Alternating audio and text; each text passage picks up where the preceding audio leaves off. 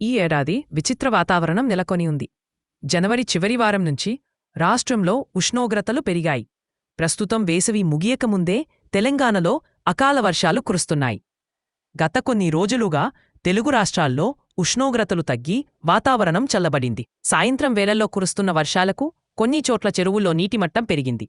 తాజాగా భారత వాతావరణ కేంద్రం అధికారులు తెలంగాణకు రెయిన్ అలర్ట్ జారీ చేశారు. కర్ణాటక తీరానికి సమీపంలో ఉపరితల ఆవర్తనం ఏర్పడనుండటం, నైరుతి రుతుపవనాలు చురుగ్గా కదులుతూ 4-5 రోజుల్లో కేరళ తీరానికి చేరుకోనున్న వెనుకనులో పలు రాష్ట్రాలకు భారీ వర్షసూచన జారీ అయింది.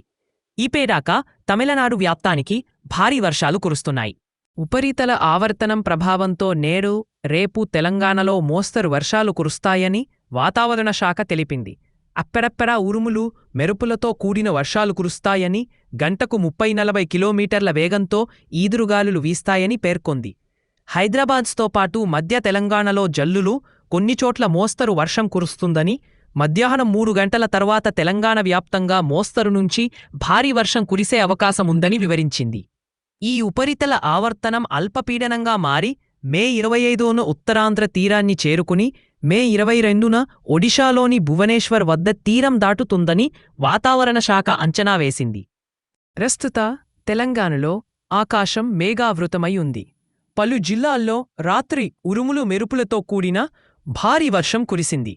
ఈ వర్షాలు మరో 2 రోజులు కొనసాగుతాయని, కొన్నిచోట్ల భారీ నుంచి అతి భారీ వర్షాలు కురిసే అవకాశముందని హైదరాబాద్ వాతావరణ కేంద్రం హెచ్చరించింది.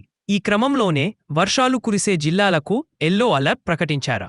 హైదరాబాద్ శివారు జిల్లాలైన ఉమ్మడి రంగారెడ్డి, మెదక్, మల్కాజ్గిరి, వికారాబాద్, నల్గొండ జిల్లాల్లో వర్షాలు కురుస్తాయన్నారు. అలాగే మహబూబ్ నగర్, వరంగల్, ఖమ్మం, కరీంనగర్ జిల్లాల్లోనూ వర్షాలు కురుస్తాయని, ఈ జిల్లాలకు కూడా ఎల్లో అలర్ట్ జారీ చేసినట్లు అధికారులు తెలిపారు. వాతావరణ పరిస్థితుల దృష్ట్యా ప్రజలు అప్రమత్తంగా ఉండాలని, అవసరమైతే తప్ప బయటకు రావద్దు.